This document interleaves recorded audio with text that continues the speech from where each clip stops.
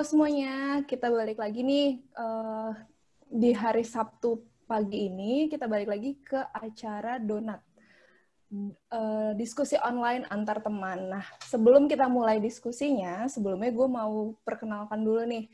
Kita tuh dari gue di sini hari ini sama Imam, itu dari Aparatur Muda yang menyelenggarakan acara Donat ini. Sebelumnya mungkin gue kenalin dikit buat teman-teman yang belum pada tahu Aparatur Muda. Jadi Aparatur Muda ini adalah sebuah komunitas independen dan non-formal yang diinisiasi, didirikan dan dipimpin oleh aparatur, birokrat, pegawai dari berbagai kementerian dan lembaga sebagai wadah meningkatkan jejaring dan kapasitas dengan berprinsip pada 3 pilar integritas, sinergi, dan inovasi. Biasanya kita singkat ISI. Nah, kegiatan-kegiatan ini pastinya kita fokus untuk para aparatur-aparatur, birokrat, dan juga pegawai di berbagai kementerian lembaga. Cuman kita sadar nih kalau pemerintah itu nggak bisa jalan sendiri, makanya kita mulai di sini untuk membuka komunikasi dan kolaborasi dengan pihak-pihak non-pemerintahan. Nah, sekarang kan nama acara kita kali ini Donat ya. Bisa dijelasin mungkin Mas Imam, Donat itu apa sih? Betul. Nah, Donat sih menurut gue unik juga ya, karena ini basically itu kayak cuma ngobrol santai sih antar teman-teman non pemerintah gitu kan. Jadi kayak mungkin karena di satu sisi kita sudah ada nih kayak kumpulan sama teman-teman yang pemerintah ataupun yang aparatur. Sekarang kayak pengen ya yang di luar aparatur gitu, kayak non pemerintah terkait hal-hal yang santai sih, seperti kayak pengalaman kerja, organisasi, terus biasanya di kerjaan tuh kegiatannya ngapain aja. Nah, banyak sih sebenarnya tujuannya melalui Donat ini kayak memulai komunikasi sih dengan networking, bisa saling kenalan di luar dari aparatur ya. Terus ya ingin explore lagi nih nantinya pemerintah itu bisa kerjasama nggak sih sama non pemerintah, teman-teman non pemerintah ini. Kalaupun nanti bisa, kolaborasi apa nih yang nantinya bisa kita bikin bersama gitu. Terus ya agak dapat insight juga sih dari teman-teman yang kece-kece di sini. Ada Dimas, ada Maggie, ada Rani juga. Ya kita di sini sih ngobrol santuy aja ya Pen ya, kayak Santuy, ya just for sharing gitulah. kita Jadi kayak kepo aja dibawa mereka ngapain sih di sana gitu kan. kita kepoin aja Pen gitu kan, apa yang mereka nanti ini gitu kan.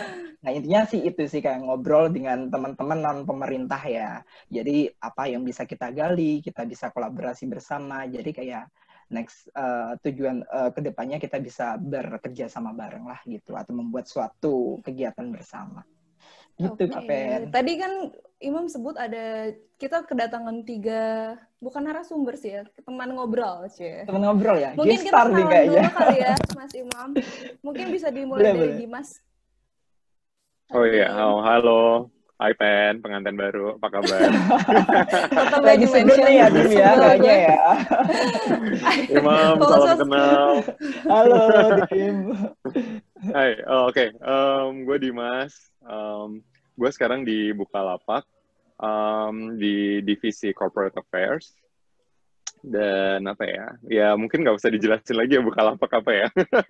Ya singkatnya Bukalapak. Sombong ya. Nggak apa-apa. Bukalapak ya e-commerce buatan Indonesia. Kita sekarang service-nya ada di online, di marketplace, ada juga di offline untuk O2O produknya kita, service-nya kita. Terus, ya that's it. Nanti mungkin selama ngobrol aja kita tanya lebih jauh lagi ya tentang Bukalapak. Kalau nanya-nanya pengalaman di masa lalu boleh nggak Kak? Dia menjajal ini loh. Dia sempat menjajal pemerintahan juga, tapi itu udah move on lah ya. Oke, gue itu 4 tahun di pemerintahan. Jadi dulu mungkin Imam tahu nih sesama anak humas ya. Iya. Jadi nama programnya dari Kominfo itu tenaga humas pemerintah.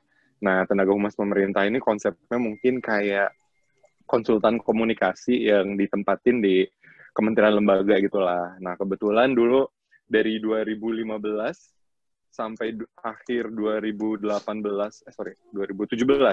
itu gue ditempatin di Kementerian Koperasi UKM untuk support humasnya di sana. Terus sama selanjutnya itu di awal 2018 sampai 2019 akhir itu gue di BKPM gitu. Kerjaannya ya membantu mengoptimalkan kehumasan pemerintah sih kalau dari objektifnya. Ngeri nih, berat Tapi nih kayaknya. tapi kayaknya dulu lebih sibuk di aparatur muda deh.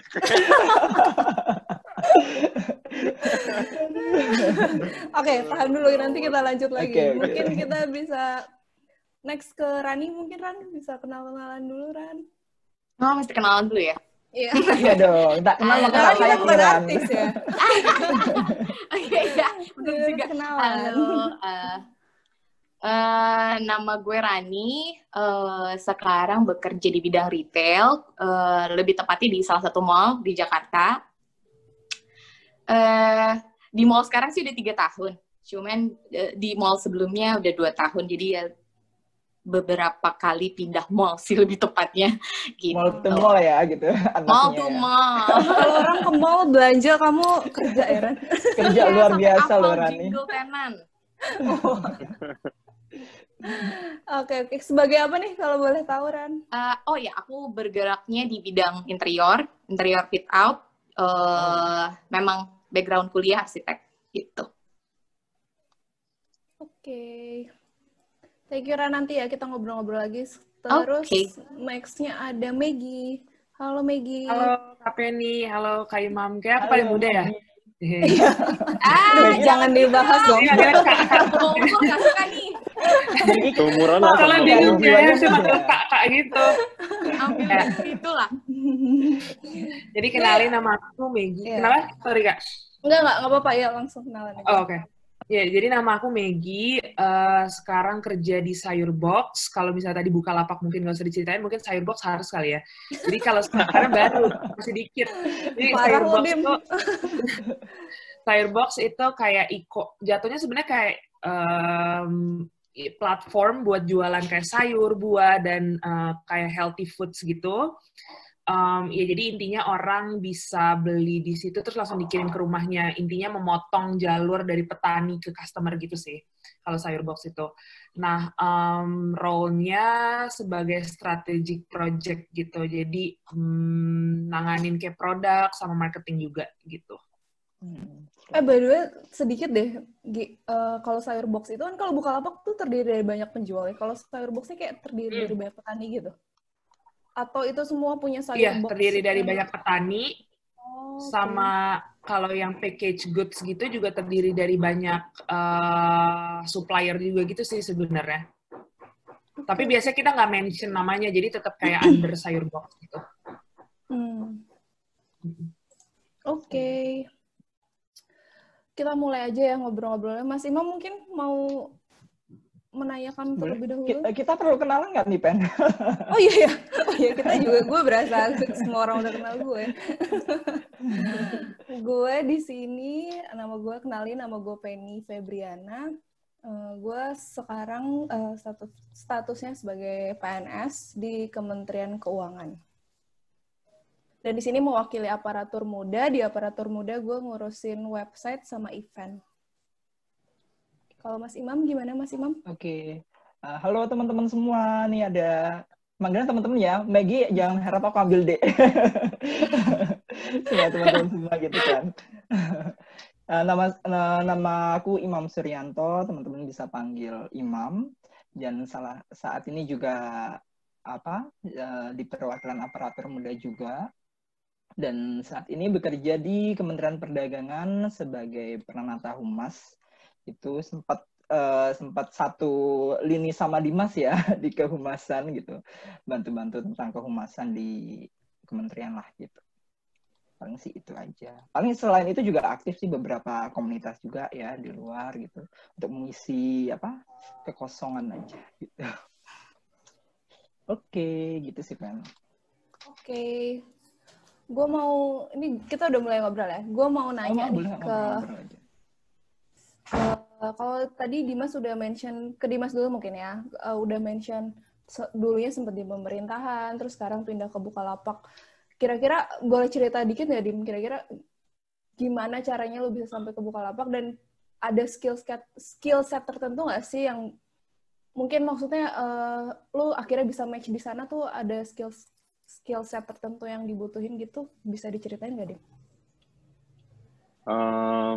Kalau gimana bisa masuk ke Bukalapak sebenarnya simply waktu itu di refer sih sama temen gue yang kebetulan dulu juga dia di Kemenperin tuh, jadi sesama tenaga humas juga, tenaga humas pemerintah, tapi dia masuk Bukalapak duluan, terus kayak dia ini ada vacant nih 1-0, gimana lu habis kontraknya THP, lu mau nggak lanjut di sini gitu. Terus kayak gue pikir ya boleh lah dicoba-coba, akhirnya ikutin proses rekrutmennya, terus masuk. Kalau untuk skill set yang dibutuhin, ya kebetulan memang apa yang gue kerjain selama ini tuh cukup spesifik sih. Maksudnya masih dalam jalur komunikasi sih. Jadi PR, strategic communication. Jadi yang dibutuhin, skill set yang dibutuhin ya mostly pastinya secara skill komunikasi ya. Maksudnya written, verbal. Terus sama ya harus punya passion juga, maksudnya kalau Bukalapak itu kan kita sangatlah dekat sama UMKM ya, jadi dan kebetulan memang gue cukup passion juga sih, maksudnya dari zaman dulu Kemenkop gitu ya, di Kemenkop UKM ketemu sama teman-teman UMKM langsung gitu kan. Kalau humas, Imam mungkin tahu nih kerjanya humas yang langsung turun ke lapangan, terus kita bikin siaran pers, terus kita interview apa segala macam tuh, kayak gue tuh ngerasa gue seneng gitu mendengar cerita-cerita teman-teman UMKM gitu kan. Jadi ya dan ini sempat di BKPM gue sempat berubah kan, jadi audiens gue jadi sangatlah high end gitu kan, investor apalah gitu. Tapi kalau di Bukalapak kayak gue akhirnya bisa merecall kembali gitu passion gue gitu. Lo lebih suka mana, Dim? Maksudnya lo menyukai ya berhubungan sama UMKM gitu, lo menikmati ya? Gue seneng sih, jadi mungkin backgroundnya gini sih, Pen. Jadi keluarga gue tuh keluarga pebisnis sebenarnya. Kebetulan gue aja nih agak meleng. Gitu. Oh iya, jadi kerja sama orang nih sekarang. Jadi nyokap gue semuanya, nyokap gue bisnis, bokap gue bisnis, terus kakek nenek gue juga semuanya bisnis. Mostly om tante gue juga semuanya bisnis gitu. Jadi gue tuh mungkin dekat dan kayak gue tahu misalnya industrinya gitu seperti apa ya, kerjanya tuh seperti apa gitu. Jadi tapi itu nggak cukup untuk membuat gue tertarik untuk terjun, tapi gue tetap curious aja gitu dengan bagaimana mereka biasanya melakukan sebuah bisnis gitu. Nah terlebih lagi waktu gue di Kemenkop UKM itu sebenarnya itu cukup eye opening juga sih, maksud gue kayak UMKM kita tuh kan sebenarnya sangat, kalau bisa dibilang tuh pilar ekonomi itu mungkin ada benernya juga ya, cuman masih ada discrepancy lah, maksudnya dibandingkan dengan usaha-usaha besar gitu ya, korporasi besar, kontribusi UMKM kita tuh kan masih sangat kecil. Nah, gue tuh sebenarnya cukup interest tuh untuk bisa mengetahui lebih lanjut lah, apa sih sebenarnya penyebabnya, hambatan-hambatannya para UMKM ini apa gitu kan. Terus bagaimana biar UMKM itu bisa excel juga nanti ke depannya gitu. Dan sebenarnya mungkin nih Sayurbox juga nanti bisa, dari Meiji mungkin bisa banyak cerita juga nih gimana petani-petani gitu ya. Kalau dulu gue di Kemenkop juga ada tuh ngurusin yang kayak KUD gitu kan. Nah ini bagus juga nih, maksudnya konsep marketplace zaman sekarang ya, dengan teknologi kita bisa potong rantai distribusi dan bikin petani lebih untung, terus masyarakat juga bisa dapat produk yang lebih murah gitu kan. Itu suatu konsep yang kayak gue sangat interest sih, that's why mungkin gue masih di industri yang seperti ini sekarang. Mungkin bisa lanjut ke Maggie, menyambung tadi yang dijelasin Dimas. Kamu punya background yang kira-kira sama kayak gitu, atau akhirnya bisa nyampe ke Sayurbox nih gimana? Oke, kalau aku sih sebenarnya nggak pernah ya, maksudnya di PNS. Even though misalnya orang tua pingin banget aku di PNS, tapi kayak emang dari awal lulus kuliah, kan aku jurusannya kan industri ya, teknik industri. Terus emang di situ udah mulai kayak tertarik sama teknologi-teknologi gitu. Jadi abis aku lulus, aku kerja di tech company juga, tapi bukan sebelum Sayurbox. Terus abis itu, maksudnya ngambil fokusnya juga bisa di tech company, terus balik ke sini emang ngincernya tech company. Karena ya itu sih, balik lagi, kayak aku ngerasa juga tech company itu kayak one of the solutions yang bisa ngebantu perekonomian Indonesia juga gitu. Kayak tadi misalnya aku juga emang pas ketika aku apply Sayur Box, aku ngerasa kayak visionnya tuh sama gitu loh, kayak membantu orang yang misalnya petani-petani. Kalau misalnya aku pernah baca kayak artikel itu kan kayak sebenarnya even demand makanan kita tuh kayak nggak terpenuhi 100%, jadi kayak only kayak 50% itulah intinya demand makanan kita terpenuhi karena masalah sebenarnya supply-nya. Jadi kayak banyak sebenarnya kita petani-petani, karena kan kita sebenarnya agriculture country gitu kan, tapi kayak banyak petani-petani yang kayak karena bayar ke tengkulaknya mahal, terus habis itu kayak mereka juga kayak distribute-nya susah ke customer-customer kayak gitu, jadinya jatuhnya mereka juga malas untuk menanam, jadi kayak banyak sawah-sawah yang banyak sawah-sawah yang kayak terbengkalai gitulah dengan susahnya distribusi ini gitu. Nah, jadi kayak dengan tech company ini kita motong jalur dari petani ke ke customer yang jadi menguntungkan kedua belah pihak. Benar tadi kata Kak Dimas, kayak petaninya itu jadi secara efektivitas pekerjaan gitu juga jadi tinggi. Optimalisasi lahan gitulah ya, optimalisasi lahannya juga jadi tinggi, tapi ke customer jadi dapat harganya rendah karena kan memotong jalur. Jadi kayak itu sih sebenarnya aku sukanya dari tech companies, karena membantu dua belah pihak yang diuntungkan. Terus habis itu juga kayak mungkin salah satunya yang aku suka kayak ngobrol sama pemerintahan gitu ya, bedanya juga kayak tech companies atau misalnya startup gitu kali ya, kayak itu kerjanya tuh sangat cepet, yang kayak customer butuh apa, semua tuh gunain data gitu loh. Berdasarkan data customer butuh ini, ya udah kita buat ini gitu loh. Jadi kayak super cepet, yang kayak inovasi kayak gitu sih. Oke. Terus mungkin kalau beranjak ke Rani nih, dia industrinya agak beda, cuman tetap berhubungan sama pedagang-pedagang tenan-tenan gitu ya, Ran ya? Oke, iya betul. Boleh diceritain nggak, Ran? Bisa nyampe kerja di mall ini gimana dan pengalaman-pengalaman pekerjaan? Oke. Sebenarnya sih kan karena gue itu interior ya, jadi sebenarnya gue nggak tahu. Sebenarnya gue nggak tahu cara masukin tenan.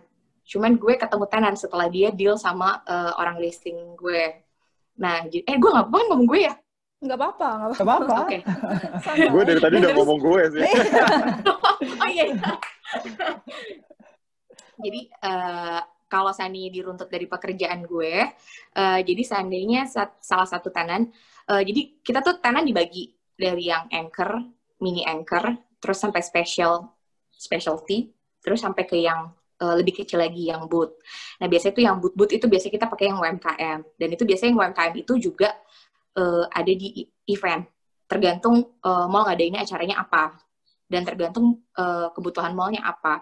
Jadi kalau seandainya pihak leasing gue udah ketemu sama tenan tersebut, udah deal harga segala macam, terus ketemu sama gue untuk matchingin. Jadi kan kalau untuk tenan masuk ke dalam mall nggak bisa sembarangan tuh. Jadi gue sebagai owner, landlord, jadi gue punya kayak utilities tuh kayak listrik, air, gas, AC, ex-house, segala macam.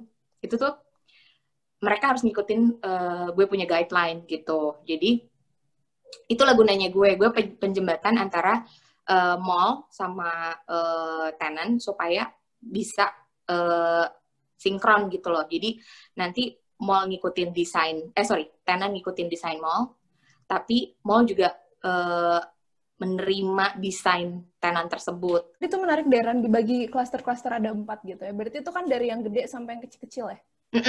Itu kayak mungkin background orangnya beda-beda kan? Maksudnya suka ada kendala komunikasi. Maksudnya bukan komunikasi. Ngadepinnya tuh gimana sih? Maksudnya suka ada... beda banget. Kayak lo lebih susah challenge-nya ya? handle sama yang... atau gitu gimana? Bisa diceritain? Kalau menurut gue beda banget. Kayak kalau anchor, kalian pasti tahu lah ya, kalau ke mall yang tanahnya segede-gede gaban yang 2000 meter persegi, bisa 3 lantai, itu tanah anchor. Jadi kayak otomatis dia itu, gue juga dulu pernah kerja di tenan anchor, jadi kayak gue tahu lah cara kerjanya mereka gitu. Jadi, nah pas kalau gue ketemu sama mereka, jadi kayak oke, mereka udah ngerti. Jadi gue cuman kayak ngasih tahu ini loh Pak, ini di sini nanti ketemu sama siapa gini. Iya, terus gue nge-review desain gitu kan.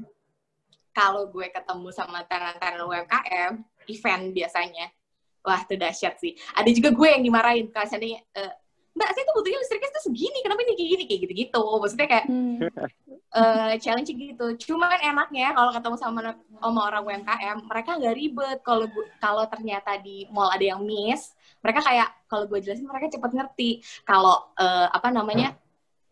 kalau di Tanan Anchor, karena mereka biasa di mall-mall ini dapet kayak gini, terus di sini nggak dapet, jadi dia bisa kayak komplain ya. Enggak nih, nggak bisa kayak gini gitu. Jadi ya challenge-nya beda-beda. Kalau sama gue tuh juga di mall gue yang sekarang, jadi gue tuh walaupun dengan pegang tenan pun gue juga ngurusin renovasi. Maunya tuh di Jakarta Pusat, pokoknya nanti akan direnovasi lah dalam waktu dekat gitu. Jadi selain gue pegang tenan, biasanya interior juga ngurusin renovasi sama fasilitas di dalam mall juga gitu. Oke. Mas Imam, mungkin aku pengen nanya tentang ini ya, teman-teman juga yang mungkin dari Dimas juga. Dim, ini kan kayaknya lagi marak banget ya, kayak apa, di kantor gue pun kayak banyak banget kayak campaign tentang ini, bangga buatan Indonesia gitu loh. Kayak produk kearifan lokal, terus ini kayak lagi gencar banget nih bulan-bulan ini gitu kan. Nah, itu gaji ke-13 juga kan buat itu kan.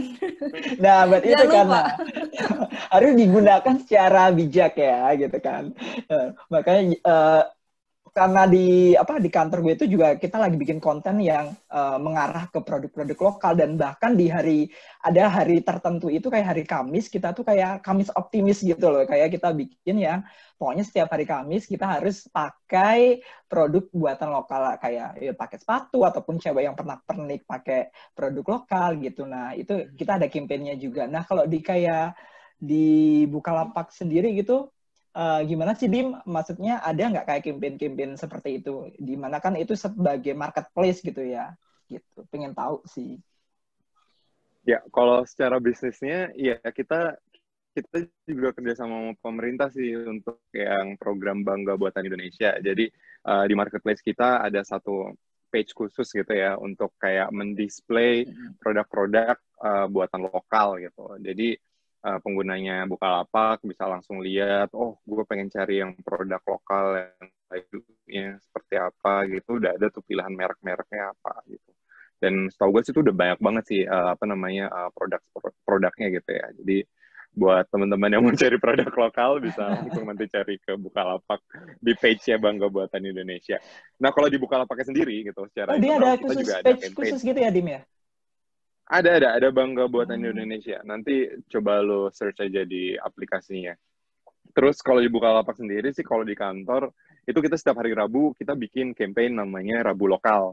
Jadi di situ tuh teman-teman yang kerja di Bukalapak biasanya mereka bisa foto atau mereka bisa share produk-produk lokal apa sih yang mereka lagi pakai di hari Rabu itu gitu. Jadi kayak kemarin tuh ada tuh bos gue yang Iya, jadi memang kita tuh senang banget sih sebenarnya sama produk-produk lokal juga ya, maksudnya dari segi kualitas juga sebenarnya nggak kalah jauh lah gitu, cuman kita kadang-kadang kalahnya di brand, kalahnya di strategi marketingnya aja gitu. Jadi karena mungkin produknya juga masih baru, orang masih belum awam gitu, belum familiar gitu kan, jadi ini salah satu cara kita untuk lebih mengenalkan lah. Mungkin kita start dari entitas yang kecil dulu ya, jadi dari internal kantor gitu, tapi kan hopefully kita bisa ngasih impact-nya nanti dari anak-anak kantor bisa share, ternyata gue kemarin beli jeans nih buatan Bandung, ternyata oke juga nih, nggak jauh beda sama itu yang Jepang yang di mall itu, gitu misalnya. Atau misalnya kayak gue beli kaos. Yang huruf depannya O itu. Tenan Anchor gitu. Tambahin ya. Tenan Anchor ya. yang ada eskalator sendiri ya biasanya. Ya gitulah. Jadi di Rabu Lokal itu nggak cuma baju-baju sih, termasuk kayak makanan-makanan juga nih. Wah, ternyata CEO gue kan dari Makassar, jadi dia sempat sharing juga. Gue biasa beli misalnya pisang hijau nih kemarin di sini. Gitu. Jadi banyak hal sih sebenarnya yang bisa kita gali lebih dalam ya untuk produk-produk lokal ini. Dan gue kemarin sempat lihat juga tuh yang si videonya Kemenq yang tentang penggunaan gaji 13. Menurut gue tuh sangat oke banget sih. Dan gue sangat setuju sih. Maksudnya betul terutama di masa-masa yang kayak gini, gue tahu buat UMKM kita tuh sangatlah sulit ya sekarang untuk bisa jualan ya. Terutama yang belum kesentuh sama digitalisasi gitu, online gitu. Dan dengan kita bisa put our thoughts ke arah situ gitu untuk bisa mensupport UMKM lokal itu will be very helpful for them gitu. Tapi itu ada proporsinya nggak sih, Dim? Kayak kan pasti jualan kan nggak hanya lokal ya, pasti ada barang-barang yang dari luar juga gitu. Nah, kan kemarin tuh sempat kayak dengar mungkin harus ditingkatkan lagi kayak proporsi jumlah produk-produk lokalnya gitu. Nah, kalau yang di Bukalapak sendiri itu gimana? Maksudnya kayak pembagian ininya? Secara porsi sejujurnya gue nggak hafal ya. Secara porsi gue nggak hafal nih, misalnya kayak untuk yang brand luar ya kita. Atau misalnya sebenarnya kalau untuk brand luar itu kan paling masuknya di official store sih gitu. Karena mostly di marketplace kita itu ya sebenarnya produk-produk Indonesia juga gitu. Cuman untuk yang di program Bangga Buatan Indonesia ini kan adalah produk yang sudah memiliki brand yang kemudian kita masukin ke page-nya situ gitu. Ya, hopefully sih dengan ada program kayak gini justru meningkatkan lebih banyak porsi brand-brand lokal kita, dia lebih strong juga ya nanti next-nya, terus lebih bisa dikenal juga di masyarakat, dimulai dari yang domestiknya dulu, dan mungkin nanti bisa kita ekspor juga gitu. Kita juga ada beberapa inisiatif kan untuk bisa mengenalkan produk-produk lokal kita sampai keluar gitu. Oke. Mungkin bisa langsung ke ini kali ya, agak relate sama Maggie juga yang di mungkin Sayur Box itu. Maggie kan di bagian itu apa? Strategi project ya, Meg? Ya, benar, strategi project. Nah, kalau relate sama yang tadi pertanyaan ke Dimas gitu, aku sebenarnya sangat ini ya, kayak teman-temanku sendiri, kayak teman-teman gue itu di kantor tuh banyak banget kan, kayak tiba-tiba tuh kayak mereka memang sangat interest buat kayak belanja lebih kayak percaya belanja di Sayur Box gitu kan, karena mungkin nggak tahu ya, mungkin karena kualitasnya oke, packagingnya oke gitu. Dan gampang sayurnya sih, gampang ya. Gampang kan? banget aplikasinya. Jadi kayak sayurnya tuh kayak kelihatan buah-buahnya fresh juga gitu. Kalau strategi untuk campaign dari Bangga Buatan Indonesia ini gimana sih, Maggie, kalau di Sayur Box ini ya? Oke, iya. Jadi sebenarnya kalau dari kita sendiri, emang misi kita itu kan membantu petani lokal ya. Jadi emang kita tuh selalu tiap minggu tuh pasti ada kayak campaign untuk petani lokal gitu. Jadi emang kita misalnya nih kayak di minggu ini ada brokoli yang emang lagi panen. Nah itu dari jadi kayak panen brokoli asli mana lah, misalnya kayak asli Puncak atau mana gitu ya. Jadi kayak emang kita spesifik, kayak kita kasih tahu petaninya juga siapa, terus abis itu lokasi tempat penanaman tanaman ini di mana kayak gitu. Jadi kita pun juga membantu petani-petani itu secara transparan gitu loh, kayak kita benar-benar kasih tahu lokasinya dan lain-lain. Nah, itu tuh sebenarnya juga kampanye untuk membantu customer-customer kita juga tahu kalau produk lokal tuh oke loh dibandingkan dengan misalnya kayak barang-barang import-import lainnya gitu. Jadi, tapi sorry deh, motong. Menarik nih, kalau di Sayur Box itu dia nggak ada barang impor sama sekali? Ada, tapi yang untuk package item. Jadi kayak susu, itu ada impor. Tapi fresh produce itu kita semua totally dari lokal kita. Jadi kita nggak ngambil dari luar kalau yang fresh produce. Nah, jadi itu sih sebenarnya kayak selain itu juga kita nggak cuma maksudnya kayak transparansi asal petani siapa dan lain-lain, tapi kita emang bener-bener setelah kita mendapatkan penjualan itu pun kita balik lagi membantu petani juga gitu. Jadi kayak misalnya kita ada program donasi untuk membantu sekolah para anak petani. Jadi kayak itu pun kita kayak benar-benar kita transparan gitu. Jadi kita bilang kayak setiap pembelian Sayur Box kalian menyumbang Rp100 untuk anak petani kayak gitu. itu pun hasil pendapatannya kita kita cantumin gitulah di sosial media, udah dapat segini nih, terus nanti dari situ keluarnya juga oke, kita beli alat-alat sekolah buat anak-anak petani kita. Jadi kayak mungkin itu salah satunya sih yang kayak teknologi memudahkan transparansi data, terus habis itu juga even dari penjual-penjualnya sendiri juga membantu. Masa kalau kita lihat UMKM kan hampir semua sekarang juga udah punya sosial media sendiri kan. Jadi untuk reach out customer-nya itu juga jadi lebih dimudahkan gitu loh. Kayak dengan adanya sosial media kayak gitu-gitu. Jadi itu sih kalau bisa membantu yang tadi membantu petani lokal tuh biasanya kita ada campaign-campaign kayak gitu. Tapi dia lingkupnya itu sudah di daerah mana aja sih, Maggie? Kayak apakah hanya tersenter di Jawa gitu atau sudah menyebar di berbagai daerah? Kalau operasinya, maksudnya kita menjual aplikasi kita ke customer, itu baru ada di Jakarta, Surabaya, sama Bali. Gitu. Tapi kalau misalnya suppliernya, kita udah dari beberapa, kayak dari Jawa Barat ada, dari Jawa Timur ada, gitu-gitu. Kalau suppliernya, petaninya kayak gitu. Itu udah tersebar sih. Dari Bali juga ada, dari Surabaya sendiri itu juga ada, kayak gitu. Oke, berarti ini ya, tapi ada strategi untuk ini ya, untuk mengembangkan lebih jauh lagi gitu ya. Iya, sebenarnya ya kita jadi ngebantu meningkatkan quantity gitu kali ya ke petani. Jadi kayak petani misalnya cuma bisa distribute awal 10, tapi dengan adanya platformnya tadi yang jadi orang bisa gampang mudah lihat, jadi petani bisa kayak jual 40 gitu kan. Jadi kan untung juga kan ke petaninya gitu. Oh, I see. Mungkin dikit ke Kak ini kali ya, ke siapa, Rani ya? Iya. Sebenarnya aku agak amazed juga sama anak-anak ini ya, anak-anak desain gitu, karena gue kan anaknya kalau mau desain kayaknya susah gitu, dan orang-orang yang punya taste buat kayak desain yang bagus itu kayak sangat wow gitu. Nah kalau dari Rani sendiri ada nggak sih, Ran, gitu kayak mungkin pernah gitu kayak ada desain khusus gitu tentang kearifan lokal gitu, kayak desainnya mungkin harus yang ada ornamen tertentu ataupun ada taste tertentu gitu nggak sih? Mungkin bisa share kayak pengalamannya gitu. Kalau selama kerja ini sebenarnya kan kalau desain gue ngikutin kemauan user. Kalau seandainya pakai yang kearifan lokal gitu ya, beberapa kali terakhir sih cuman kalau seandainya tuh acaranya memang lagi yang acara kemerdekaan Indonesia, seandainya kayak gitu. Nah terus waktu itu gitu ya?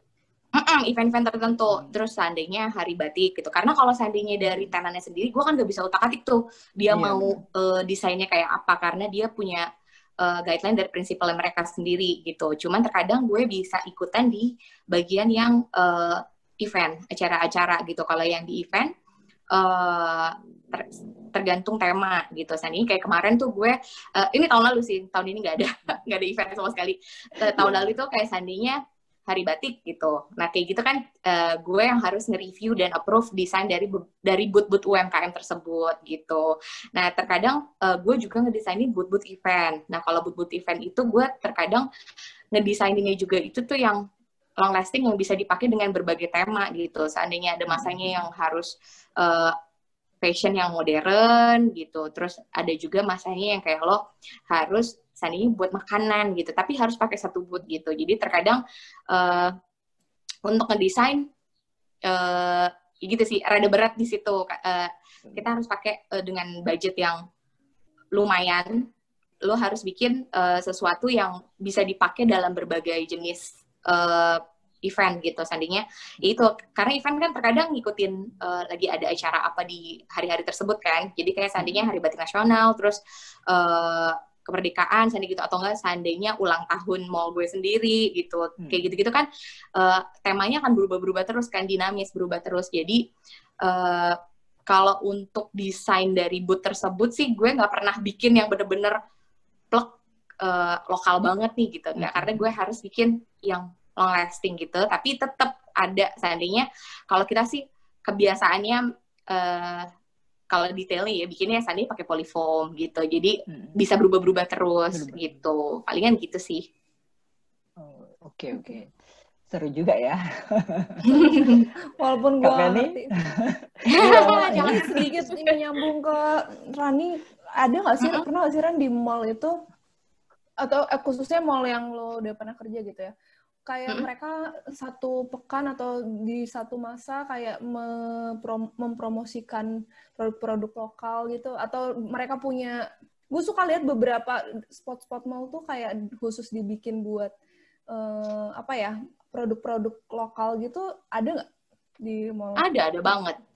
Jadi selain itu event, emang disiapin space khusus atau gimana tuh? Tergantung sih. Jadi tuh gini, ada, gue kasih contoh nggak ya? Jadi ada satu gang nih seandainya ya, gang di suatu mall yang kosong, ada 5 sampai 10 tenan yang kosong seandainya vacant gitu ya. Nah terus biasanya yang punya ide itu kalau nggak leasing markom ya. Kalau gue kan sebenarnya cuma eksekutor doang, dan biasanya mereka tuh gini, saya ada kenalan 3 sampai 4 orang pengrajin batik, biasanya gitu, pengrajin batik. Ditaruh di mana ya, dijadiin satu aja kali ya. Karena kalau seandainya dipisahin, seandainya satu di ground floor, satu di first floor gitu ya, pasti kayak ya sebenarnya bisa aja sih narik narik customer. Cuman kalau mereka dijadiin satu malah jadi dari tarif tertentu. Aku kasih contoh aja, mungkin kalian pernah ke mana ya waktu itu ya? Lotte Shopping Avenue. Di Lotte Shopping Avenue tuh ada satu lantai yang benar-benar cuma jualan batik yang UMKM gitu, sampai kayak kerajinan-kerajinan. Itu tuh salah satu contohnya sih. Terkadang tuh kita didatengin juga sama, kayak terakhir nih gue mau ada pameran, bukan pameran sih sebenarnya, cuman kita UMKM, ada 4-8 UMKM makanan kecil, jadi kayak makanan itu kayak seblak gitu-gitu di dalam satu lantai, booth dari gue, jadi mereka tinggal jualan aja. Nah itu tuh kayak gitu-gitu, kita sering bikin kayak gitu, jadi mereka yang approach kita ini jujurnya jadi dari Kecamatan Setiabudi kalau nggak salah, datengin kita. Terus kayak, Pak saya punya, mungkin karena pandemi ini jadi banyak UMKM ya, jadi banyak usaha rumahan, jadi tuh kebanyakan yang dijual pun kayak gitu-gitu, kayak keripik-keripik, terus brownies, terus seblak gitu-gitu. Nah jadi mereka ngedatengin mall director gue waktu itu, terus bilang, Pak saya punya pengusaha sekitar segini, bisa nggak kalau seandainya di mall gitu. Dan itu yang bersambut lah, jadi mall director gue langsung kayak, oke, boleh. Jadi kita bikin, ada satu hall yang kecil, terus kita bikinin, karena kita punya booth yang kosong, jadi kita bikinin, terus banyak tenan UMKM yang buka di situ. Nanti acaranya tanggal 18 Agustus sih. Itu ada salah satu yang kayak gitu, yang UMKM-nya ngedatengin kita sendiri. Waktu itu berarti dibantu sama pihak kecamatan kan. Tapi ada juga yang kita yang nyamperin gitu. Ada masanya kayak gitu. Tapi lebih sering sih kita yang nyamperin. Ini baru kasus ini nih. Kita yang disamperin duluan. Mungkin karena banyak usaha rumahan yang semenjak pandemi ini, jadi mereka kayak butuh tempat untuk untuk memasarkan barang-barang mereka gitu. Jadi kalau untuk UMKM sih, UMKM dan kayak barang yang diproduksi dari lokal, kita pasti ada tempat. Maksudnya kalau itu selalu ada tempat sendiri gitu. Tapi event juga pasti kita ada. Karena terkadang tuh kalau UMKM, kita nggak bisa naruh harga sewa semahal tenan-tenan yang ada di dalam unit kan. Nah itu makanya kelebihannya itu, kalau kita ngadain event, jadi mereka cuman kayak revenue sharing gitu. Jadi kayak kita ambil untung 20% dari total penjualan kayak gitu-gitu sih. Nah ini menarik nih Mas Imam. Gue tuh sekalian, mumpung Rani tadi udah menyinggung tentang pandemi ini, gue pengen nanya sih, di tengah pandemi ini, ada nggak sih, bener nggak sih itu tren kalau misalnya emang UMKM itu emang semakin banyak, maksudnya itu mempengaruhi ke bisnis kalian nggak sih? Ke Dimas dulu mungkin ya. Untuk di Bukalapak sendiri, ya kita melihat adanya peningkatan dari jumlah pelapaknya, satu. Terus dari jumlah transaksinya juga, ya kita melihat ada peningkatan di beberapa kategori gitu, terutama yang di kategori kesehatan, terus Jadi tuh agak lucu mungkin kalau kita memperhatikan trennya gitu ya. Kayak dulu kan kita awal WFH itu kan kebanyakan di bulan Maret ya. Pokoknya awal-awal pandeminya COVID itu di Indonesia itu kan di Februari, Maret gitu. Februari, Maret. Jadi di bulan-bulan itu tuh banyak banget transaksi peningkatan, ada tinggi banget peningkatan transaksi di kategori kesehatan, terus yang kayak masker, terus vitamin gitu. Iya kan. Terus masuk tuh di bulan-bulan berikutnya udah mulai WFH gitu kan. Nah, waktu udah mulai kebanyakan perusahaan udah mulai WFH, produk-produk yang ada peningkatan itu kebanyakan lebih kayak misalnya yang untuk yang penunjang produktivitas di rumah gitu. Misalnya kayak alat tulis, terus misalnya kayak mouse, terus monitor gitu kan. Kadang-kadang orang juga nyari. Terus udah mulai bosen ya sama WFH, udah dapet alat-alat buat kerjanya di rumah gitu kan. Terus mulai sekarang bergeser ke hobi gitu. Orang udah mulai bosen nih mau ngapain di rumah. Jadi udah mulai udah mulai kayak belajar masak kayak gitu, gue gitu ya, gue juga tadi ngebatin. Gue bikin yang gue waktu itu beli mouse, beli ini, beli itu kan. Udah lagi bosan, ganti lagi. Iya kan, jadi udah mulai beli alat-alat masak gitu misalnya, terus alat olahraga ya, siapa yang udah mulai olahraga di rumah? Gue sih tim rebahan kalau gue.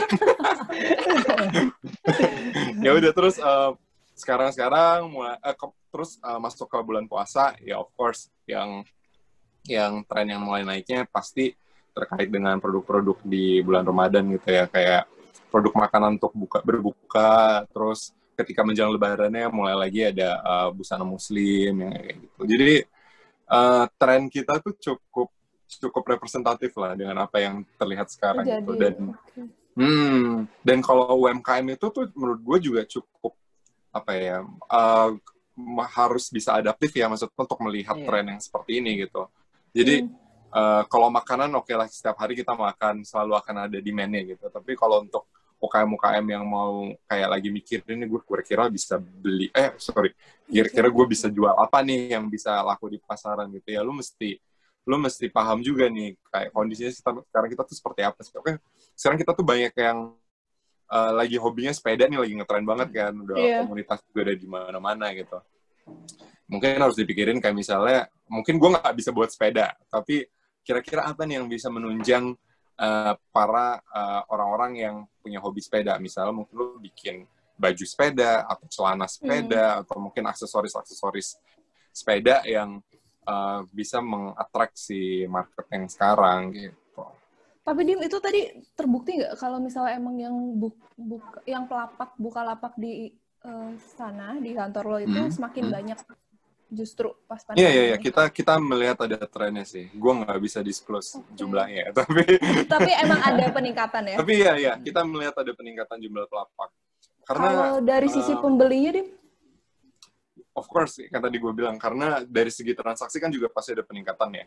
Jadi ada secara demand-nya juga makin meningkat, yang mana itu kemudian menjadi sebuah opportunity kan. Nah, makanya muncullah kemudian supply yang juga cukup tinggi gitu.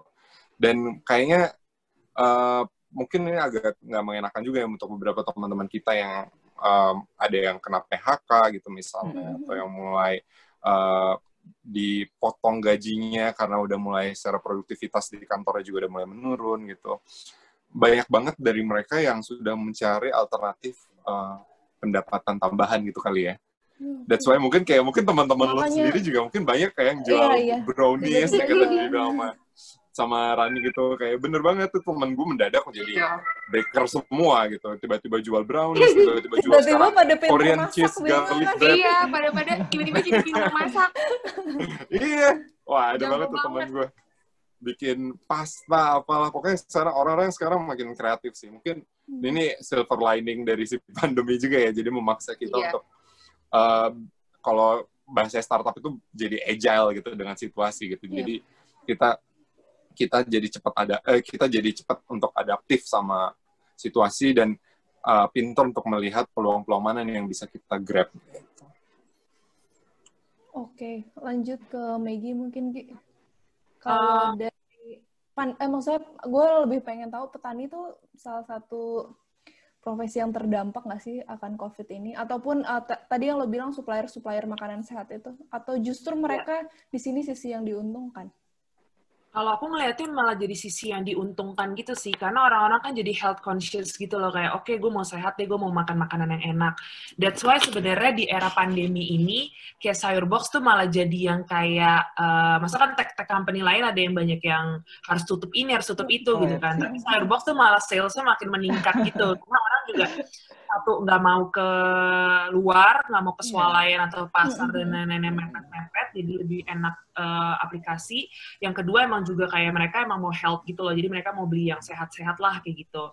Jadi kalau dari pandemi ini malah untuk Sayur Box tuh jadi kayak silver lining-nya, tapi yang jangan terus-terusan pandemi juga sih.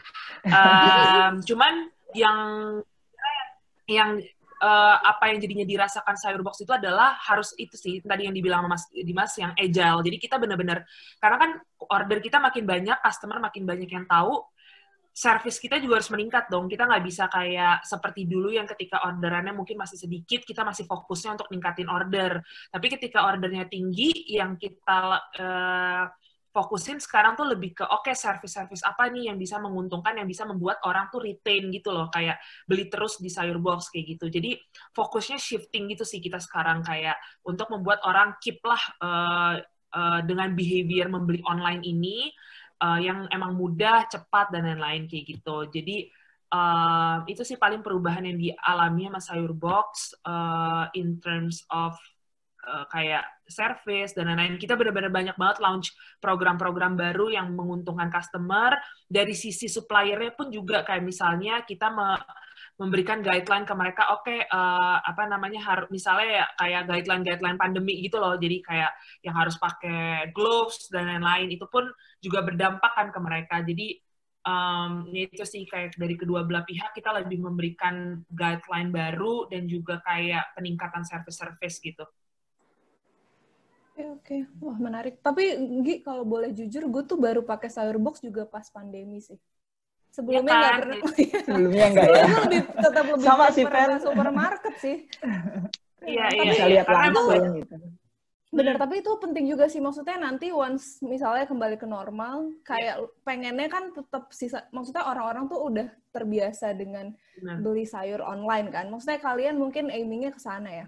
Benar, iya. Jadi kita mau kayak nggak entirely shifting customer behavior, tapi at least kayak oke, gue nyaman kok ternyata pakai online. Mungkin kayak gue prefer online deh nanti ke depannya kayak gitu. Oke. Nah, kalau yang satu lagi si Ran ini kayaknya nature-nya agak beda ya, Ran. Gue melihat mereka kan kayaknya terdampak cukup cukup dramatis gitu ya pas pandemi ini. Orang nggak ke mall, bisnisnya pasti ngaruh banget. Bisa diceritain gitu ya? Rani langsung curcol gitu. Banget. Gimana Ran? Kan kemarin kita tutup sempat 2 atau 3 bulan ya. Nah pokoknya itu dari tutupnya aja. Kalian bayangin ya, segitu banyak tenan, ratusan tenan, tutup. Minta nggak bayar sewa dong, satu. Terus, kedua, kita tetap harus jalan, tetap harus running. Buat apa aja? Buat supermarket, buat farmasi gitu kan. Jadi, udah mereka tetap bayar, kita harus tetap jalanin listrik, walaupun hanya di beberapa tempat ya. Tetap harus jalanin listrik. Tapi mereka nggak mau bayar sewa. Maksudnya untuk tenan-tenan yang tutup ya. Tenan-tenan yang tutup kebanyakan mereka nggak mau bayar sewa, jadi karena bukan nggak mau bayar. Karena ada penghasilan juga kali ya. Bener, jadi mereka nego ke kita kalau kita nggak bayar sewa gimana. Itu satu. Setelah buka mallnya, nggak ada yang mau ke mall juga. Jadi kayak bener. Sebenarnya kalau nggak tahu ya kalian udah pada ke mall apa enggak, kan kalau aku ke mall ya tiap hari. Jadi kalau aku cek traffic per hari, jadi tuh seandainya gue itu emang mall gue kan di tengah kantor, jadi otomatis lebih rame di hari Senin sampai Jumat dan di jam makan siang. Sekarang ya kayak Sandi nih, Senin sampai gue paling peak banget tuh di Jumat makan siang, apalagi kalau habis gajian itu peak gue. Nah bisa tuh trafficnya 40.000 gitu ya, sekarang 5.000 Bayangin nggak? Jadi kayak, Ya 5.000. Itu 5.000 aja udah minggu kedua setelah buka. Jadi yang sebelum-sebelumnya tuh kayak cuma 2.000. Satu sisi gue seneng ya karena, oh berarti orang-orang masih pada belum berani ke mall, jadi belum mau ketemu orang untuk keramaian. Tapi satu sisi kayak, oh my God, sampai kapan gitu? Karena pelan-pelan Tenan mulai banyak yang tutup. Jadi mereka biaya operasional mereka tuh tinggi banget. Terus kayak tiba-tiba langsung pada yang kerasa banget yang fashion sih ya. Jadi gue tuh kan gue berhubungan sama tenan yang akan tutup dan mau buka dan renovasi gitu kan. Jadi otomatis kalau tutup tuh gue tuh kayak tiba-tiba langsung berret gitu. Jadi salon kuku gitu-gitu, salon kuku tuh gue udah ada 3 tenan yang tutup salon kuku. Karena kan mereka tuh biasanya usaha sendiri kan, bukan usaha besar. Jadi kebanyakan pribadi. Jadi tuh kebanyakan pada tutup. Jadi walaupun mereka deposit nggak balik, deposit sewa, apa segala macam banyak outstanding, mereka lebih milih tutup karena udah bener-bener gak bisa gerak. Itu yang kerasa banget sih salon, terus fashion, baju gitu-gitu kebanyakan juga pada tutup. Dan gue banyak but-but yang kecil-kecil kan, yang untuk baju itu kebanyakan juga tutup. Itu yang paling berasa banget sih kalau menurut gue traffic, banyak tenan yang tutup. Terus gue tuh ada schedule renewal design biasanya tiap 2-3 tahun. Nah, seandainya ada yang kena schedule untuk memperbarui bentuk muka tenan tersebut, mereka jadi nggak mau karena mereka saving cost kan. Jadi kayak, ya gimana ya, kayak lebih ke kayak gitu sih. Terus kalau dari, itu untuk keseluruhan mall ya. Kalau dampak ke gue sendiri dan beberapa temen gue yang di mall juga, kita ada pemotongan gaji. Sebenarnya sih sebutannya aksi solidaritas. Jadi ada pemotongan gaji dari bulan ini, gue udah bulan ketiga berasa ya. Jadi ini Agustus ini dibilangnya sih cuma sampai 3 bulan. Cuman kayaknya sih melihat kondisi sekarang dan traffic nggak naik, kayaknya sih akan diperpanjang. Cuman dan kita belum boleh ngadain event. Terkadang kan kita naikin traffic itu dari event. Jadi seandainya kayak acara undang artis apa atau apa gitu. Sekarang udah nggak ada. Jadi otomatis traffic juga nggak naik. Serame-ramenya kalian ke mall ya itu sebenarnya masih belum ada apa-apanya, itu masih kayak 10% sampai 20% dari keseluruhan gitu. Sebenarnya sih yang kasihan tuh tenan yang kecil-kecil sih. Kalau gue cuman ya gitu, mall juga berasa banget sih sebenarnya. Karena kita nyari, kan kita tuh ada okupansi. Karena tenan tuh harus terisi 100%. Karena kayak di mall gue ini sekarang 68%. Jadi untuk memenuhi, kan kita ada target dong, di tahun ini lo harus 75 seandainya. Jadi ya nggak bisa nutup ke situ, kayak pasti malah turun okupansinya, kayak gitu-gitu. Jadi sebenarnya selain tenan juga mall paling kena efek sih besar ya, dari traffic, terus kemauan orang belanja juga dikit banget, terus sama apa lagi ya? Itu sih paling berasa traffic sih gue, traffic sama udah nggak ada event. Terus banyak tenan yang tutup gitu. Oke. Tetap semangat ya intinya. Kita berjuang bersama ya, Rani. Kayak sedih gitu ya, Mas Imam, nggak boleh gitu. Iya, aku jadi langsung tersentuh gitu ya. Kalau di masa ini You're kan not alone. malah lagi dicari-cari kan sekarang. Karena online, gue offline. Jadi kayak ya udah. Jadi kayak Rani mungkin bisa nyoba caranya Dimas, langsung ke Bukalapak. oh gitu ya. Buka apa kayak gitu. Gitu ya kayaknya gue jadi pelapak aja gitu ya. Iya, Kan bener udah kan? mulai aktif nih sekarang masak gitu. Jadi gue jadi pelapak gitu ya. Boleh. Tapi di Jadi mall bagus. juga sekarang udah mulai banyak ini kan, prosedur-prosedur yang bikin pengunjungnya lebih terasa lebih aman. Gitu kan. Iya, sebenarnya Itu iya membantu sih. Karen? Tetap belum ya? Iya, kayak kalian deh. Mau nggak? Enggak kan? Coba deh. kayak nggak tenang kan? Kalau gue lewat sih tetap ada yang makan. Yang paling berasa tuh yang dine-in di restoran. Jadi betul. gue lebih sering ketemu Gojek daripada ketemu orang. Ketemu bener. orang yang mau makan. Jadi kayak ya udahlah ya gitu. Ya tapi emang satu sisi gue merasa senang, berarti orang-orang masih aware. Jadi nggak mau kayak kumpul-kumpul. Cuma satu sisi kayak aduh di mana nih gitu kayak gitu. Cuman ya mau gimana ya? Gue percaya sini pasti akan lewat dan akan membaik gitu. Ya kalau kan kayak, kalau silver liningnya yang dapat yang online kan, kayak yang offline jadi Tapi kalau kayak pas di mall gitu, Rani pakai ini nggak? Perlengkapan perang yang lengkap gitu. Oh, Harus pakai. Gue face ada shield. dendanya. Gue ada dendanya. Kalau ke mall nggak pakai. Kan jadi gue manajemen office gue di atas. Jadi kalau gue turun ke bawah nggak pakai masker, gue didenda 50.000. Jadi pakai aja masker. Terus Lumayan di kantor, ya. di kantor sih gue pasti pakai masker sih, mau walaupun sekarang udah pengurangan 50% tetap sih pakai masker gitu. Oke. Oke. Kak Pen, kita udah jam 11.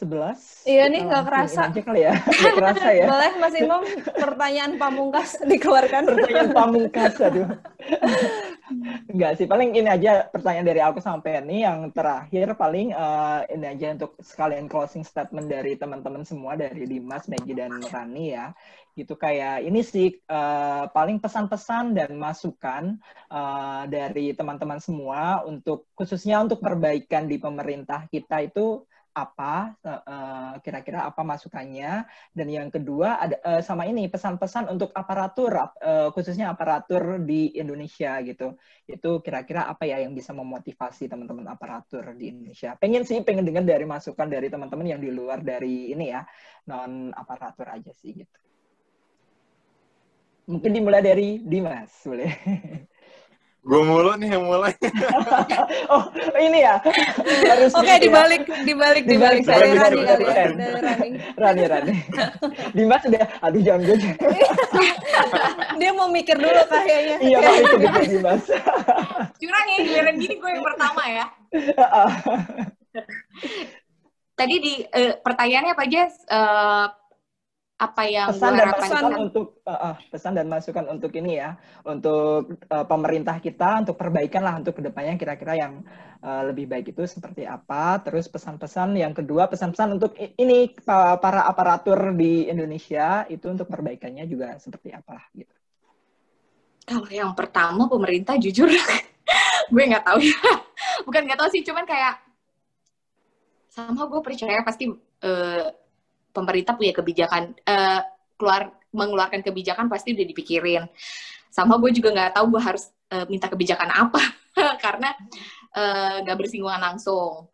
Kalau yang kedua, untuk pesan-pesan untuk teman-teman pegawai negeri sipil yang masih muda. Kita masih muda kan ya, Pen? Iya muda dong. Karena ini sumuran gue, jadi gue agak muda. Iya. Jadi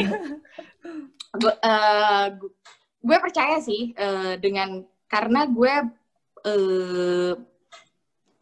merasa teman-teman pegawai negeri sipil yang muda sekarang bisa mematahkan omongan orang-orang atau enggak persepsi orang-orang yang anggap kayak pegawai negeri itu cuma gaji buta gitu. Gue percaya sih, walaupun karena gue nggak bersinggungan langsung, jadi gue nggak tahu di dalamnya kayak gimana. Cuman nggak tahu kenapa gue percaya, apalagi di dalamnya ada Penny dan Imam, asik. Gue percaya langsung melayang nih dia kan. Nanti kita main ke mall deh. Kita main ke mall ya, Penny ya. Jangan cuma main, harus beli. Itu Nike. Iya. Gue. Nah jadi maksudnya nggak, gue percaya anak-anak muda sekarang itu pasti nggak mau disamain dulu kan, dan nggak gampang, gue yakin banget gak gampang sih, kayak lu pasti akan selalu disamain sama sebelum lo, itu pasti, karena itu udah, negara kita aja udah 75 tahun ya, jadi kayak, ya udah kita kayak kasarnya kita tahu orang pegawai negeri itu kayak gimana, tapi gue percaya lu pasti pada bisa mematahkan stigma orang-orang kalau seandainya pegawai negeri tuh kayaknya gaji buta, jam 3 tiba-tiba udah di ITC Cempaka Mas gitu, kayak gitu-gitu. Gue percaya sih kalian tuh bisa matahin stigma itu, karena gue lihat sih kalian tuh keep up gitu, mau tahu apa namanya dari sektor swasta tuh kayak gimana ya, kayak gini, mau belajar, tapi pun mematahkan stigma itu gak gampang. Jadi satu hal yang gue bisa pesankan ke kalian, gue sebagai teman-teman seangkatan kalian dan yang di luar dari kalian tuh percaya kalau seandainya kalian bisa merubah stigma itu, karena nantinya kalian yang akan menjajaki posisi-posisi tinggi tersebut gitu, dan bisa mematahkan stigma tersebut gitu. Jadi sebenarnya pesan-pesan gue tetap berjuang, karena ini nggak mudah, dan pastinya jangan mau kalah sama yang swasta juga, karena nggak ada salahnya sih belajar dari yang lain gitu. Kalau menurut gue gitu sih. Keren Siap, nih. siap. Luar biasa ya. Luar biasa. Wah, luar biasa. Kita belum dengar dari Mas Megi ya. Jadi kita dengar luar biasa. Mungkin bisa lanjut ke Megi kali ya. Gimana, Gi? Oke. Gi, Kalau sebagai dari yang lebih muda. Ya, mungkin dari junior, aku sebagai junior. Gue nggak suka disebut senior. Tapi kalau dari aku, mungkin, tapi ini balik lagi sama kayak Karani, aku nggak pernah di pemerintahan, jadi mungkin kayak nggak bisa bener-bener kayak bilang keadaannya gimana di pemerintahan, tapi mungkin ini suggestions aja dan apa yang aku dapetin selama ini dari startup gitu ya kali ya, yang mungkin juga sebenarnya bisa di-adapt sama kayak pemerintahan kayak gitu. Mungkin yang pertama tuh kayak lebih adaptable sama creative thinking gitu sih, jadi kayak situasi apa yang terjadi emang kayak cepet tanggap gitu akan apa opportunity yang bisa di tap in, dan kayak ya creative thinking gitu. Oke, kalau kayak gini berarti kayak gini, kayak gitu-gitu.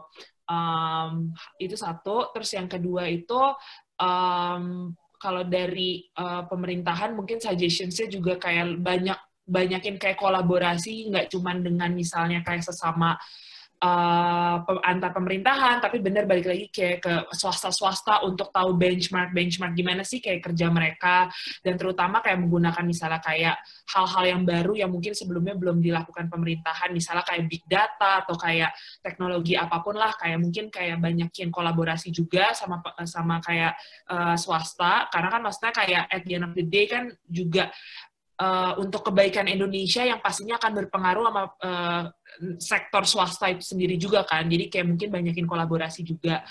Terus paling itu sih dua hal itu. Nah, kalau misalnya untuk aparatur muda,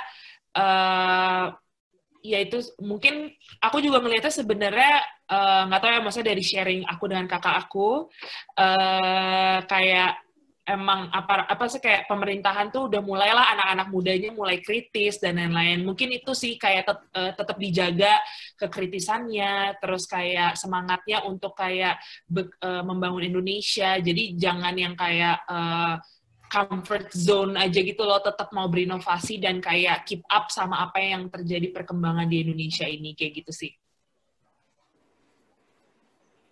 Oke. Thank you, Maggie. Wow. Siap-siap. Well noted. Mungkin terakhir nih, last but not least. Ya, terakhir nih Dimas. Ini sebagai lo udah ada di dua dunia, Dim, jadi harus lebih bisa merasakan. Iya, bener. Baru emang Maggie kakaknya siapa sih, Cie? Lo ngeliat mirip nggak sih? Mirip banget kan ya? Mirip. Kakaknya diam-diam aja nih kayaknya. Oke, kalau dari gue apa Jadi ya? di balik layar nih. Oh, belakang layar, oke siap. Oke, kalau gue buat pemerintah, apa ya? Gue tuh cukup concern sama kesenjangan kita sih di Indonesia sekarang. Masyarakatnya masih yang banyak banget yang sangat mampu, tapi juga banyak juga yang tidak mampunya gitu. Atau mungkin dari segi aksesibilitasnya juga masih kurang. Kayak mungkin dalam konteks pekerjaan gue juga ya, kayak kita juga masih kesulitan untuk reach out teman-teman yang apa namanya masih belum punya akses internet gitu kan, yang jadi nggak bisa jualan online gitu kan, jadi susah. Terus dan apa ya, misalnya dari segi akses logistiknya juga masih susah. Jadi kalau gue bisa minta saran, kalau gue bisa kasih saran untuk pemerintah ya, diperbaikilah itu secara pemerataan dari segi aksesnya gitu. Terus kalau buat teman-teman aparatur pemerintah yang masih muda-muda,